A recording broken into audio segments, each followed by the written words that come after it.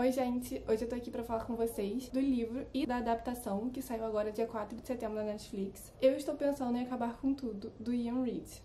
Eu li esse livro 2 vezes. Eu li pela primeira vez ano passado, no fim do ano. E aí esse ano, quando eu soube que o filme ia lançar em setembro, eu resolvi ler de novo. E foi uma experiência muito diferente. Dessa vez eu escutei o audiolivro, o que eu acho muito melhor. Eu escutei no Scribd, então se alguém quiser link de 2 meses grátis pro Scribd pra poder escutar o audiolivro, tem aqui na descrição. O audiolivro infelizmente é em inglês, mas pra quem tem essa possibilidade, recomendo muito, principalmente na hora da reviravolta. Mas tá, vamos fazer umas comparações entre livro e filme. Eu vou responder, é melhor ver o filme primeiro ou o livro primeiro? Porque assim, como o livro tem uma reviravolta muito grande no final, que o filme também, essa escolha determina qual experiência principal você vai ter, né? Porque assim, eu li o livro primeiro, então eu vi o filme meio que já sabendo o que ia acontecer, e quem vê o filme primeiro vai ler o livro já sabendo o que vai acontecer. Então assim, vamos responder essas perguntas. A primeira parte vai ser sem spoilers, então se você não leu o livro nem viu o filme, pode ver tranquilo. Primeiro vamos falar a premissa básica que o filme manteve. A superfície do livro é que um casal, o Jake e a protagonista, que no livro não tem nome, mas no filme, a princípio, ela se chama Lucy, estão fazendo uma viagem de carro pra conhecer os pais do Jake. Só que a Lucy tá o tempo todo pensando que ela tá querendo terminar o relacionamento. E daí o título, Eu Estou Pensando em Acabar com Tudo. Primeiro eu queria dizer que eu gosto muito dessa subversão, que a gente vê essa capa toda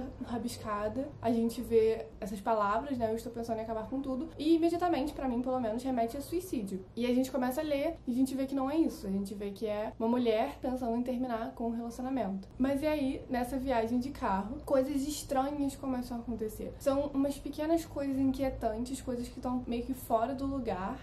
E você não sabe dizer o que tá errado, mas você consegue dizer que alguma coisa está errada. E aí tem essa viagem de carro até a casa. Quando eles chegam na casa dos pais, escala muito rápido isso. Tipo, muitas coisas estranhas começam a acontecer. E ao longo do livro escala ainda mais. Eu não posso dizer muita coisa, pois por ser um livro bem curtinho, ele tem pouco mais de 200 páginas. Qualquer coisa que eu diga já vai estragar um pouco essa sensação. Mas atrás do livro tem escrito: você sentirá medo, você só não saberá por quê. E é basicamente isso. Eu não sei se medo é a palavra certa, mas é uma inquietação, um nervosismo, uma ansiedade, e você não sabe apontar por que você tá sentindo isso. Além da sinopse básica do livro, outra coisa que o filme manteve foi o fato de que o livro é muito baseado em diálogos. A protagonista tem muitas conversas, tanto com ela mesma, quanto com o Jake, que é o namorado, sobre questões existenciais, filosóficas, sobre amor, sobre vida, sobre morte, sobre tempo. E a primeira vez que eu li o livro, eu não lembro de ter reparado nisso, talvez eu tenha reparado, mas a segunda vez, assim, eu adorei as discussões que tinham no livro, e eu achei muito legal de acompanhar, eu gostei muito das reflexões, e eles mantiveram isso no filme, o que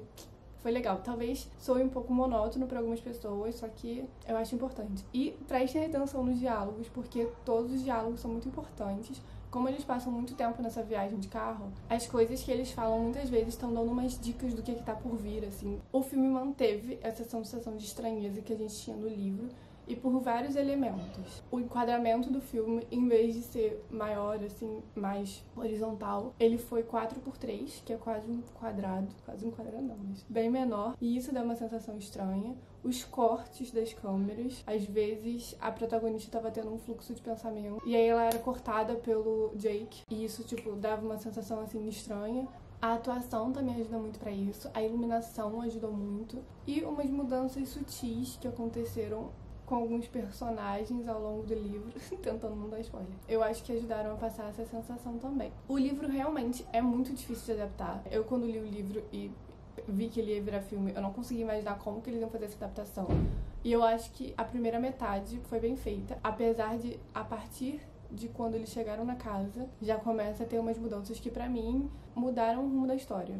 É claro que é uma adaptação, não é uma cópia do livro, e eu acho que algumas mudanças foram boas, porque a gente tem que adaptar pro visual, né? Mas outras mudanças eu não gostei muito. E o diretor do filme é o Charlie Kaufman, que faz filmes como, por exemplo, Brilho Eternamente Sem Lembranças, Quero Ser John Malkovich, que são filmes muito metafóricos, são filmes até, pode-se dizer, meio abstratos, eles são muito pesados em simbolismo, eles têm muitos conceitos, e eu acho que isso foi levado muito pro filme. Concluindo a parte sem spoilers, que eu acho que eu não posso falar muito mais sem entregar o final, eu acho que é importante ler o livro primeiro. Eu conheço pessoas que viram o filme sem ler o livro e não entenderam nada e não gostaram e, assim, acharam o filme ruim. Esse não é um filme que você vai ver pra se distrair, esse não é um filme, assim, entretenimento fácil. Você tem que refletir um pouco sobre o que tá acontecendo, você tem que pensar bastante sobre as coisas que acontecem. Como eu disse, é um filme muito pesado em metáforas, ele é até um pouco surreal. Você vai acabar o filme e vai ficar sentado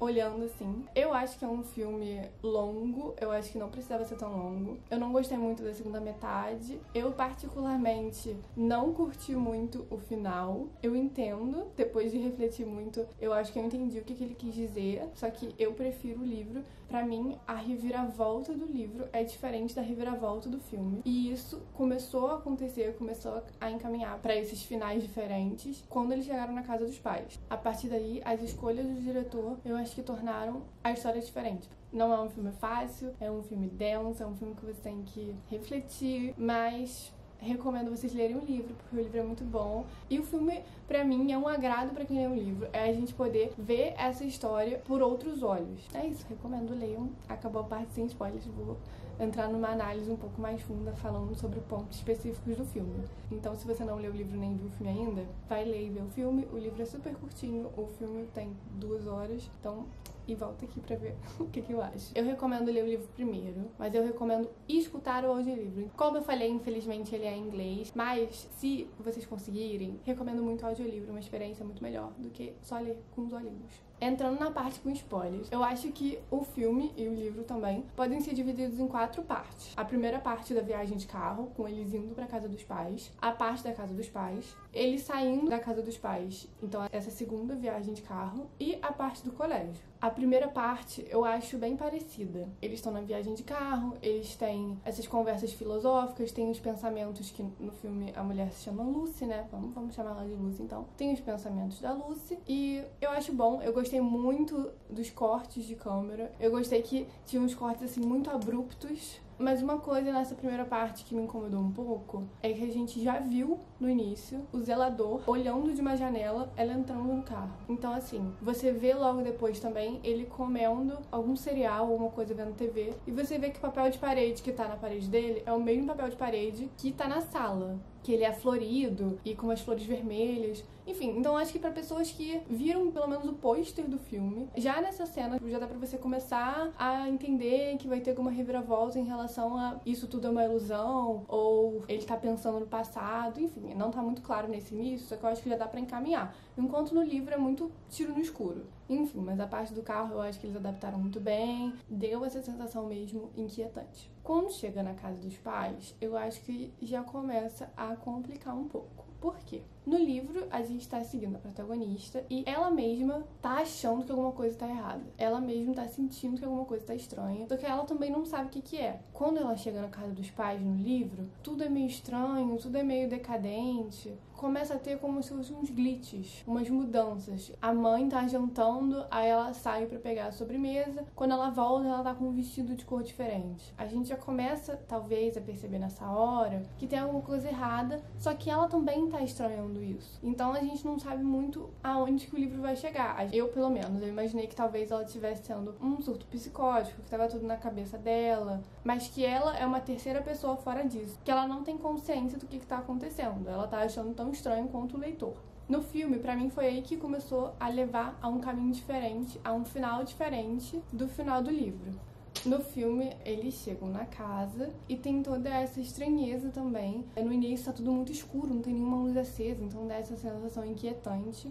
A gente vê, primeiro, os pais trocando de roupa, né? No início a gente chega e a Toni Collette tá de franja e no final ela tá com um cabelo assim, preso assim pro lado. E depois eles trocam de roupa também, o que é basicamente o que acontece no livro. Só que na própria cena do jantar, quando a Lucy tá contando a história de como eles se conheceram, ela já começa a agir de uma forma meio estranha, de uma forma não muito característica. Ela ri muito alto, ela ri em umas horas meio inapropriadas. E aí a gente começa a perceber que ela também tá trocando de profissão, porque ela era uma física, se eu não me engano, quando eles estavam no carro, que também escrevia poesia, e aqui ela é artista, e ela pinta. E o nome dela também começou a mudar, que era Lucy, aí ele chama de Luísa, chama de Lucia, chama de Amy, chama de Yvonne, enfim. Eu particularmente prefiro a escolha do livro de não citar o nome da personagem, porque muitas vezes isso passa batido pra gente. Num livro, principalmente, se a gente tá lendo do ponto de vista de uma pessoa, a gente não repara que ela não tem um nome, porque ela tá falando com a gente o tempo todo, e eu acho que eles podiam ter mantido isso no filme. E aí também começa a própria protagonista, a própria Lucy Louisa, vários nomes, a mudar de figurino, a mudar de cabelo. E eu acho que é aí que quebra, porque a gente vê que ela tá dentro dessa ilusão. Ela não tá fora, ela não tá percebendo isso e achando esquisito. Quando o Jake chama ela de nomes diferentes, quando ele fala que ela tem várias profissões, ela não corrige ele, ela não estranha. Ela realmente tá dentro disso. E no livro a premissa é diferente. No livro a gente tá seguindo ela por esse mistério. Aí no filme eu acho que a partir desse ponto da casa já mudou tudo. Porque a gente fica, ué, então ela não tá achando isso esquisito mais. No filme também tem a diferença da passagem do tempo, né? Que se a gente for pensar, tem um diálogo que fala sobre isso, que ela fala, muitas pessoas se veem como um ponto passando através do tempo. Mas eu acho que é o contrário, é o tempo que passa através da gente. E é isso que acontece na casa. A gente vê os pais do Jake mais novos, mais velhos, a mãe chega até a morrer num ponto. A gente consegue compreender que é uma memória. São memórias diferentes dentro de uma casa. No livro isso não estava claro. A única parte do livro que eu acho que deu pra prever um pouco o final foi uma coisa que também tem no filme, quando ela acha uma foto, que é supostamente do Jake mais novo, só que ela fala, não, essa aqui sou eu criança. Ele fica, não, esse sou eu, tá na minha casa. E no livro isso deixa ela muito inquieta. No filme ela muda de cena, já esqueceu sobre isso. E esse fato dela não estranhar mais as coisas que estão acontecendo só mostra o quanto que ela, na verdade, está dentro de tudo isso. E isso muda mais ainda no final. Eu vou mencionar isso aqui na parte da casa, porque eu acho que é basicamente quando para de acontecer, que são as ligações. No livro, a protagonista está recebendo ligações de um número que é o dela mesmo, e a pessoa que está ligando sempre deixa uma mensagem, que é: só há uma questão a resolver. Estou assustado. Me sinto um pouco louco. Não estou lúcido. As suposições estão certas. Posso sentir meu medo crescendo. Agora é a hora da resposta. Apenas uma pergunta. Uma pergunta a responder. E essa pergunta seria: vale a pena continuar vivendo? Ele tá imaginando tudo isso com a protagonista, pensando: se isso tivesse acontecido, será que vale a pena continuar vivendo mesmo estando sozinho aqui? E ela fica muito angustiada com isso. Ela fica, nossa, como que o meu próprio número tá me ligando? E ela pensa nisso o tempo todo. Toda vez que o telefone chama, ela fica nervosa. E no filme... Primeiro a gente vê que o nome dela é Lucy e alguém chamado Lucy tá ligando pra ela. E aí depois ela começa a mudar de nome. Então a gente nem entende, tipo, será que é essa ela mesma? Eu acho que isso não ficou nem um pouco claro no filme e era uma parte muito crucial do livro. E eu acho que dava pra ter feito. Eu lendo esse livro eu pensava, como que eles vão adaptar isso aqui se a gente passa tanto tempo na mente da protagonista? E aí, como que eles fizeram isso? Como que o Charlie Kaufman fez? Com narração. O filme tem muita narração. E se tinha narração, dava pra ela ter pensado, nossa, esse número aqui tá me ligando, é o meu número. Eu achei desnecessário manter isso no filme se não foi explorado. Isso é uma coisa que não dá nem pra entender direito o que tá acontecendo. Mas enfim. Tá, mas vamos pra o que eu considero a terceira parte do filme, que é a segunda vez que eles estão no carro. Eu não gostei muito dessa parte no filme, mas eles têm umas discussões que eu sinceramente fiquei com sono. Eu não tava gostando muito dessa parte. E aí eles chegam na sorveteria, e na sorveteria acontece uma outra parte que eu acho importante, que tem no livro também, que é uma das meninas falando: você não precisa continuar, você pode ficar aqui. O que seria como: você pode ficar aqui congelado no tempo e continuar sendo você mesmo, enquanto se você continuar, você vai descobrir o que tá acontecendo, você não vai ser a mesma. A situação pílula azul, pílula vermelha, né? Mas enfim, continuamos a viagem de carro e eles vão pro colégio, e aí que muda tudo, muito diferente de todas as coisas do livro. No livro nós temos toda aquela coisa de tensão, de o Jake entrando na escola puto, ela ficando no carro, ela seguindo atrás, e ela não acha ninguém, vê as roupas dele molhadas, pensa, meu Deus, o zelador pegou ele, o que tá acontecendo? Escalou muito no livro isso, mas ela ainda não tá entendendo, tipo, o que tá acontecendo, cadê o Jake, eu só quero ir pra casa e tal. E aí que ela tem a grande revelação, que no livro são todos a mesma pessoa. No livro ela, inclusive, muda os pronomes, passa a usar nós, e a gente entende que, mais do que uma grande ilusão na cabeça do Jake adulto de como teria sido minha vida se eu tivesse continuado saindo com aquela menina do bar, ele se tornou essa menina, ele criou uma nova personalidade pra conseguir incorporar isso. Justamente o livro é da perspectiva dela, e eu acho que isso fica muito claro. Uma parte, por exemplo, que dá pra entender, isso aqui é após a protagonista perceber que, na verdade, ela e o Jake, todas as pessoas, são a mesma pessoa. Jake está além da ajuda agora. Ele tentou, a ajuda nunca veio. Jake sabia que iríamos terminar. De alguma forma, ele sabia. Nós nunca contamos a ele, só estávamos pensando nisso, mas ele sabia. Ele não queria ficar sozinho, ele não podia encarar isso. Então, é meio que ele também criando outras personalidades para não ficar sozinho. É o Jake, era o Jake. Estamos aqui juntos, todos nós. Então, como se fossem todas as personalidades juntas. E aí, voltamos pra outra coisa que eu acho perfeita desse livro, que eu tinha falado aqui no início, que eu gostei muito dessa versão de a gente olhar essa capa e a gente pensar, suicídio. O livro é sobre suicídio. A gente começar o livro e pensar, nossa, não é sobre suicídio, é sobre terminar um relacionamento, acabar com tudo, acabar com todo o relacionamento. Mas não, no final era realmente sobre acabar com a própria vida. Então a gente acha que é uma coisa, vai ficar, não, na verdade é outra. Mas na verdade era primeiro o tempo todo. E eu achei isso muito bom. Mas no filme, eu acho que isso não ficou nem um pouco claro. No colégio do filme, a protagonista entra atrás do Jake e, ao contrário do livro, ela imediatamente encontra o zelador e fala com ele. No livro ela estava aterrorizada, achando que ele ia matar ela, achando que ela ia morrer no colégio. E no filme ela, oi, você viu meu namorado? Nessa parte que mudou completamente o final. O zelador pergunta como que ele é. E ela fala, eu não sei, eu encontrei com ele num bar há muitos anos atrás. É a mesma coisa que você me pediu pra descrever. Um mosquito que me picou há 40 anos atrás. Por que que isso é diferente? E por que que isso começou a ser diferente na casa dos pais? Porque ela aparentemente tá consciente de que ela é uma ilusão e não de que ela é uma outra personalidade dentro do Jake. O Jake zelador conversando com ela, olha pra ela com esse carinho, assim, de uma coisa que poderia ter sido, mas não como se fosse uma outra parte dele. E aí você vê que ela fala tudo isso, de que eu nunca conheci ele, a gente nunca saiu, a gente só se viu no bar uma vez. E aí ela continua, mas enfim, você viu ele por aí? E aí continua chamando Jake, Jake. Então ela não é uma personalidade em si, ela não é uma consciência própria, ela é só uma parte da imaginação dele. Enfim, eu acho que então tomou essas duas direções diferentes, né? No livro eram várias personalidades que no final se tornou um nós. E no filme era só toda uma grande ilusão do Jake, velho zelador, pensando no que poderia ter sido, e se isso tivesse acontecido, e se. E aí nós seguimos pro final completamente simbolista, completamente metafórico do filme. Tem aquela cena toda do balé, que pode ser idealizada como o que o Jake queria que tivesse acontecido na vida dele. São bailarinos, porque ele gosta muito de musicais, ele gosta muito de apresentações. Teve as cenas de zelador vendo os musicais no colégio, ele imaginando aquela dança, aquela contracenação perfeita. Existe contracenação? Enfim, feita entre os dois dançarinos dele, contando a história deles. Ele conhecendo a Lucy, eles se casando e tal, e no final o zelador entrando no caminho e acabando matando a versão jovem dele. E isso remete também à conversa que ele estava tendo no carro, falando a juventude é melhor, todo mundo é mais feliz, todo mundo é mais simples, tem mais esperança. Então ele não gosta de ser uma pessoa velha sozinha, ele prefere ser um jovem. Tem toda aquela cena do porco, que eu acho que a gente pode também entender como ele se vendo como porco. Tem aquela cena na casa onde a protagonista olha para as ovelhas e reflete. Como que deve ser viver que nem essas ovelhas? Sem vida. Só comer, cagar e dormir e morrer no final. E é basicamente essa vida que o Jake velho tá vivendo. Ele não tem ninguém, ele é sozinho. Ele trabalha num colégio, num ambiente cheio de pessoas, só que ao mesmo tempo ele não tem ninguém, ele é muito solitário. E o porco é aquele porco que morreu comido por vermes, né? Então acho que ele vê muito essa analogia nele mesmo, no porco.